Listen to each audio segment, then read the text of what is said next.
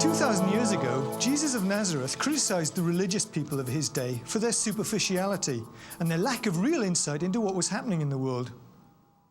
You know how to interpret the appearance of the sky, he said to them. You're good at weather forecasting, but you're unable to read the signs of the times. Well, what about us in the late 20th century? Are we able to read the writing on the walls of our culture? Can we discern the signs of our times? In a series of 8 programs, which are coming to you from the campus of Columbia Theological Seminary, we'll be looking at some very familiar objects and phenomena of everyday life. What do they mean? How important are they to us? What do they tell us about our spiritual condition as a people? And if they are indeed signs of the times, what is it that God is telling us in and through them? In each program, we'll be hearing from a variety of people who have an important perspective to share on the sign in question. And then I'll be discussing the issues further with 2 professors from Columbia Seminary. Throughout the series, we'll be trying to respond thoughtfully to the challenge of Jesus to discern the signs of the times.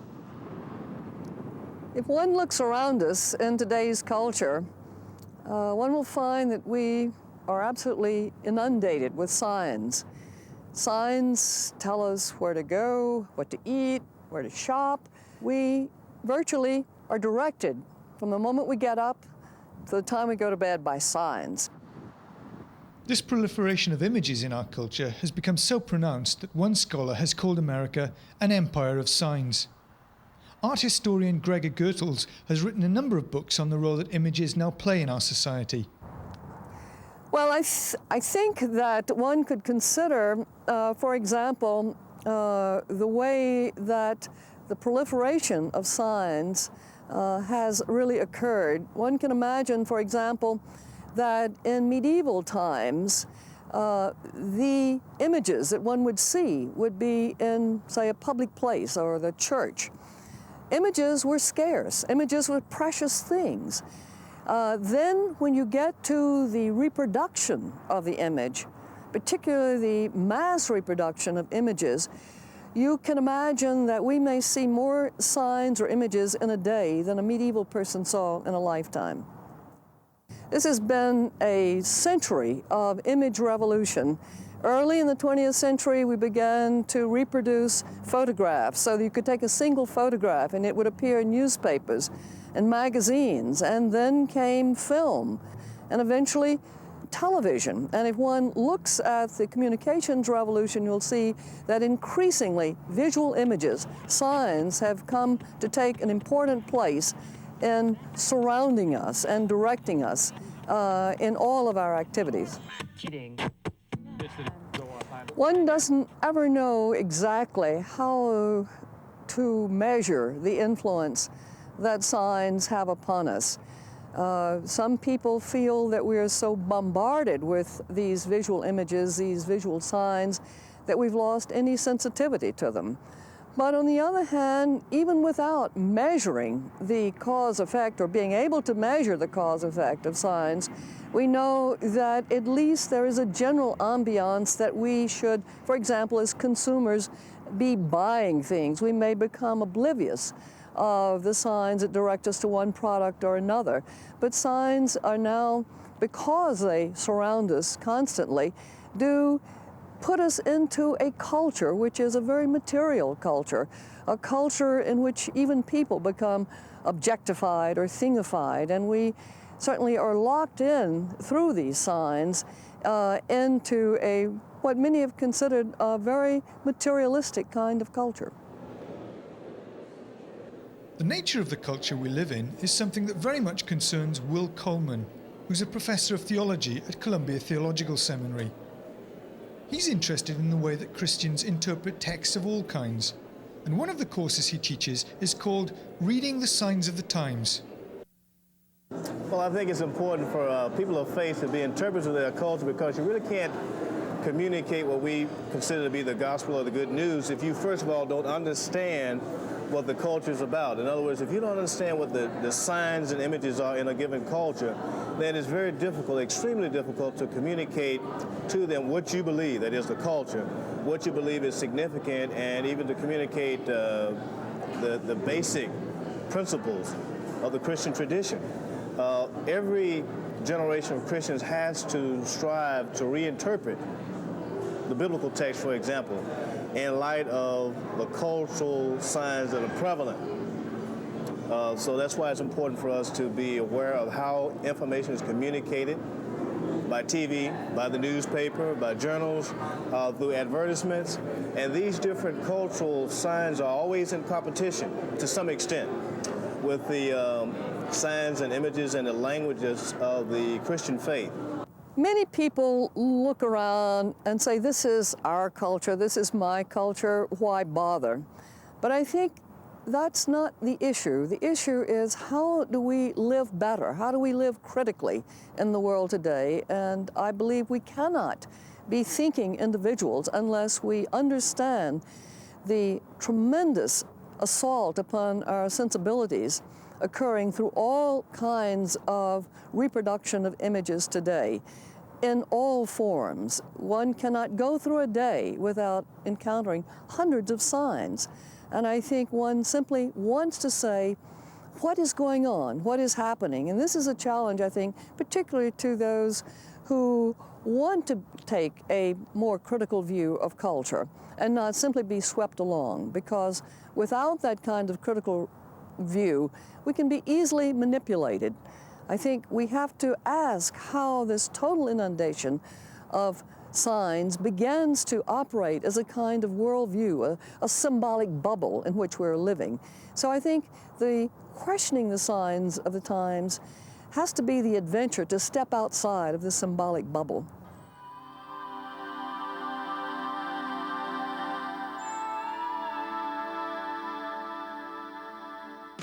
One of the things that I like about the book of Daniel is that it's almost ready-made for images, the very things we've been talking about. You have this narrative about 4 Hebrew boys who are captives in a strange country, Babylon, along with the rest of their Hebrew brothers and sisters and neighbors. And what's fascinating is that they learn what it means to be bicultural and bilingual. Because they happen to be bright, as it were, the king takes them and has them trained in the best schools in the land. They learn how to speak the language of the Babylonians. They learn the arts and sciences, you could say, in their grade school and universities. But at the same time, they remember their Hebrew tradition, their Hebrew language, their Hebrew culture, their Hebrew values, their Hebrew dietary laws. They remember the stories of Adam and Eve and of Abraham and Sarah and of Moses and Zipporah. And all of this is a residual memory from one culture that they carry into another context. And in the course of their upbringing or their training, they don't let go of one for the other, but they hold both. So that in critical moments in the narrative, we have this, this display of interpreting the Babylonian culture in light of their Hebrew tradition. There's this incredible story in the book of Daniel about this big party that the king at that time is having. His name is Belshazzar. And he invites all of his, you could say, high society folks to come with him and celebrate, have a big party. And the party gets so high that finally they decide to go and take some of the vessels that had been taken out of Israel that were set aside as sacred vessels only to be used by the high priest in honor of Yahweh. Well, they decided to take these vessels and start drinking with them and partying and celebrating with these vessels. And in the midst of the party, this very peculiar thing happens. Right at the point where they are having the highest time and most excited, this handwriting appears on the wall from out of nowhere. And in a sense, this is what we call the party's being crashed. Somebody unexpected is breaking in on the party. And as this handwriting begins to appear on the wall, and the king, Belshazzar, begins to tremble and wonder what's going on. And he calls in his soothsayers, and they can't interpret it. And his wife leans over to him and says, don't worry about it, everything's going to be okay. And then she says, but I do remember this young man named Daniel, who's supposed to be good at interpreting signs. Why don't we call him in and see if he can read it? Sure enough, Daniel is called in, and he looks at the handwriting on the wall, and he begins to tell the king what's going to happen to him, that he's going to be killed this very same night, that his kingdom is going to be divided, and that someone else is going to reap all of this wealth that he himself had. I think that the writing on the wall could be a parable as a message for our culture, meaning that anyone who will take the time to look very closely and carefully at the proliferation of images, and not just look at the surface, but look at what is being communicated underneath the TV advertisement, what values are being communicated, what images are being evoked from within us, can become a person like Daniel, who can read with some discernment, with some affirmation, but also some critique of the culture. I mean, Daniel was a Babylonian citizen, so it wasn't that he was outside of the culture. He was a civil servant. He was an employee of the state, but he wasn't an uncritical employee of the state. So in a sense, he was in that world, but not of that world, because he lived, in a sense, between two worlds. One world that represented his faith, and another world that represented his job, as it were. And he allowed those two to intersect. So the writing on the wall as a parable for our times, Daniel, the Hebrew exile in Babylon, as a model for us in the late 20th century, someone who faithfully and critically interprets the signs of the times. Well, joining me now to think some more about reading the signs of the times are two professors here at Columbia Theological Seminary. Walter Brueggemann is Professor of Old Testament. He's a well-known writer and speaker, and his great interest is in the role of the Bible in the modern world. And Will Coleman is Professor of Theology and Hermeneutics here. We've already heard from him. And hermeneutics is just another way of saying interpretation. Walter Brueggemann, you're a professional theologian, a professional critic, someone who's paid to worry about things, as it were. What do you think is the importance for the ordinary Christian of being an interpreter of the culture? I mean, is that something that lay people really need to be all that concerned about? I think that reading the signs of the times is an inescapable piece of work for any human person who cares about their life. It's not a peculiarly Christian enterprise, but I think that Christians must do it and have to do it in a peculiar way because our Christian faith has such a tricky relationship to culture. On the one hand, we don't withdraw from culture, we live in culture and value it. But on the other hand, because of our faith in the gospel, we stand apart from and sometimes over against culture, and therefore, in order to understand what God is doing, we have to pay careful and discerning attention to what is happening around us in our environment. I think that people have different angles of vision and different expertise, but I believe that all people who are in the Christian community have to be asking and noticing about the relationship of culture and the claims of the gospel. I think it cannot be avoided. Will Coleman, now you use Daniel as a kind of model for us all, in a way, through telling that story of the writing on the wall and so on. But Daniel was a prophet. There's a whole book of the Bible. Yeah. It's called, you know, we think of it as the prophecy of Daniel. Aren't we talking about somebody who's specially gifted by God to carry a message to the leaders of the Babylonian culture? We're not all called to be prophets in that way. I mean, to what extent did he have gifts that we're not all given? Well, let me say, maybe not that way. Certainly, as you learned early on in the narrative, Daniel and his colleagues, Meshach, Shadrach, and Abednego, are trained. This is part of the reason I talk about them being bicultural and bilingual. They are trained, and they learn the language of their culture, the one that they're in captivity in, but they also, some way or another, remember the language and culture that they've come from, namely the Jewish culture. So there's a sense in which you can say, yes, they're specially trained and they were prepared to read these signs, but there's also a sense in which the way the narrative seems to be placed before us, that they kind of stumble upon ways of interpreting, for example, Nebuchadnezzar's dream. It's not something they just walk up and say, well, I have the expertise to do this. It becomes more of a problem that they're trying to discern. It is presented to them as such by the king himself. And then they try to discern, and even in those opening chapters, they are in conversation. And I think that too is a model, that it's not just Daniel or his three colleagues, but it's how they work together to begin to discern some meaning in what the emperor has seen. And I think that's another piece that's a model for us, is the group or community of faith discernment. One in which certainly you can have experts who have special training and resources, but those are for the service of the broader community of faith in discerning the culture that it's in.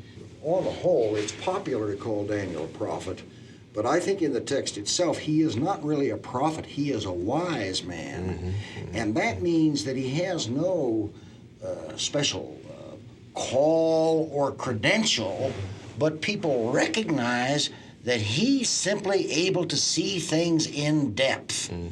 And that's a terribly important distinction, because it means all kinds of people in the Christian community who take their faith seriously may be very wise, discerning people, even if they have no particular credentials.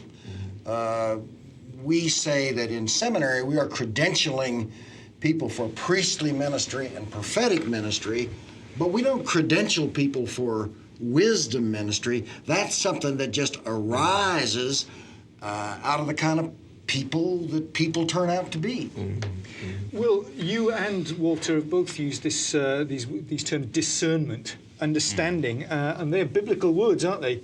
But how important do you think these are for us in our time as characteristics of the Christian life? I mean, how much do you think that we need to kind of rediscover the gift of discernment?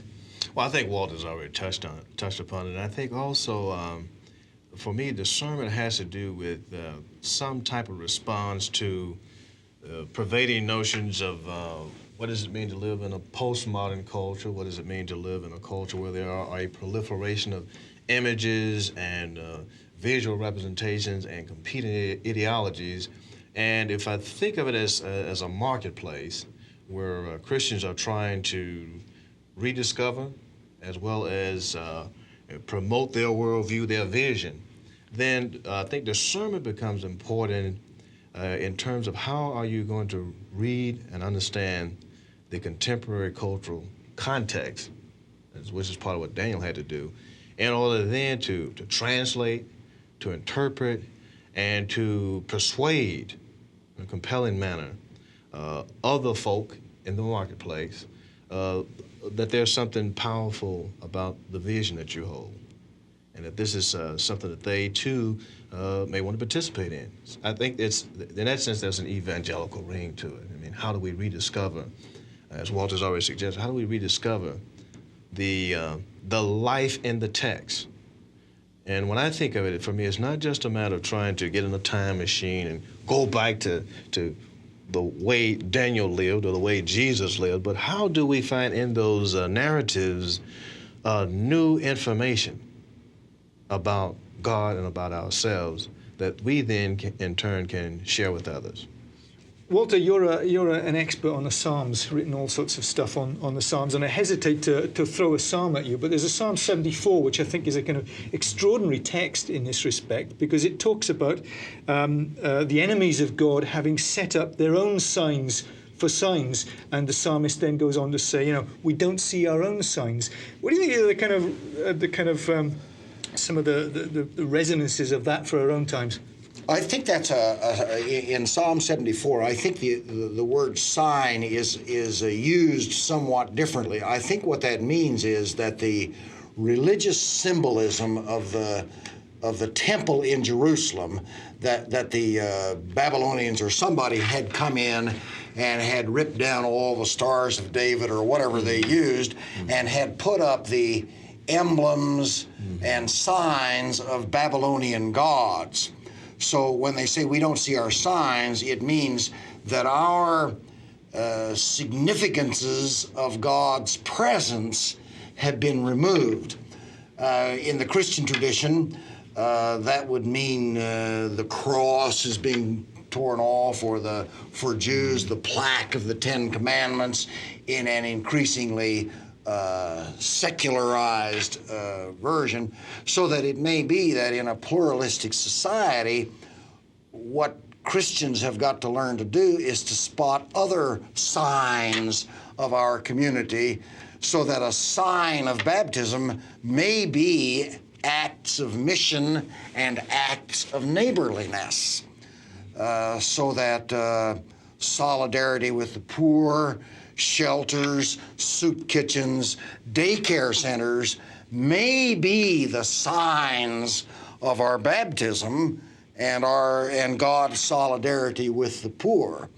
And if we do not erect those signs, then our capacity to identify God's saving presence in the world is by that much diminished. But when those people set up their own signs in the temple of the Lord in Jerusalem, it says that they have set up their own signs for signs. There's a suggestion of independence, autonomy, Yes. kind of self-assertion over against God. Do you think that that has anything to say to us about the way in which signs in our culture kind of play this role of squeezing out God from the creation? You know? Oh, I do indeed. And you yourself have pointed to some commercial products that really play on religious sensitivities, and it is almost a demonic secularizing, so that I think you can argue that television commercials and professional sports, shoe contracts, really do set up signs that are anti-neighborly, that support greed, and therefore witness to the rule of other gods. And one of our dangers, of course, is that we Christians are so seduced into those dominant signs that we don't even understand that they are an assault on our baptismal signs. And I think that the time is not far away when seriously baptized people must make choices about the signs that we will accept as definitional of reality. They obviously are not alternative religious systems as they were in the ancient world, unless one accepts that free market secularization and militarism is an alternative religious system. So churches do not even understand in their innocence that when they bring the offering plate, in addition to singing the doxology, they sing some terrible nationalistic hymn as though free market Americanism and evangelical Christianity are just easily merged. That's a terrible confusion of signs. And I think it is going on all around us in our kind of lack of sensitivity about these matters. But our signs could be out there too, if you say marketplace. And I think we also have to not let ourselves off the hook in the sense that we need to ask, why aren't our signs out there in a compelling way? Have we just given it over to, quote unquote, the world? Or do we know what our signs are anymore? I actually say it that way. Because one of the other things that intrigues me about at least a portion of the book of Daniel is where part of the reason that he can, as it were, situate himself over against those idols in Babylon is because he remembers what the alternative is. Mm-hmm. He knows what the alternative is. There's a very fascinating chapter for me, chapter 9 of the book, where it kind of rehearses how he goes aside and how he fasts and prays and he reads the Jewish narratives. He remembers, and his remembering and reading those narratives really undergirds his alternative vision. It undergirds and informs then what he can say in response to, if you want to put it this way, in response to the dominant advertisement of the golden image, or the dominant advertisement of the tree image. Now, these are all images of the king. Those kind of popular, cultural, secular images are the ones that are advertised. And in response, Daniel and his colleagues, because they have memory of other signs, call forth their signs. And I think part of the challenge for us has to do both with learning and remembering what our signs are, and also reinterpreting them in a new way, in a new context, and having the courage to take the risk to talk about those signs, even if they don't make complete sense, but at least be willing to put them out there. We're going to be, over the course of this series, looking at individual specific signs of our times. What do we need to, in conclusion, both of you, what do we need to be doing, looking for, as people of faith, Christians, reading the signs of the times? Well, I would say that we need, as Will has said, we need to be studying the density of our peculiar history that is filled with present tense clues about how this people has noticed God at work present tense.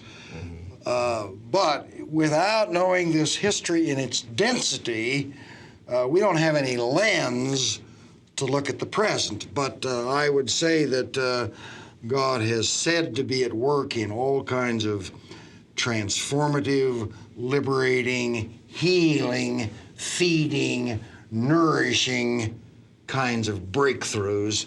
And out of that history, we can begin to see them in many places. I would say that as you look at these other signs that you have depicted on the walls of the studio here, that part of the struggle or the challenge is to be able to talk about some of these in addition to the technical language that is unique to each of these symbols, to talk about them in a way that resonates also with a language of faith. And that's a task of interpretation. And of course, you can do some cheating when you do that, but you also can discover new possibilities about where God may be active, or if you feel that God is not active, then how can you engage this language and these images and this worldview from the perspective that we hold as Christians? Well, thank you, Will and Walter. In the rest of this series, the next 7 programs, we're going to be considering these questions as they relate to specific objects, specific signs of our times. And in the next program, we'll be thinking about something that's very close to you now, the television. I hope you'll be able to join us, and until then, goodbye.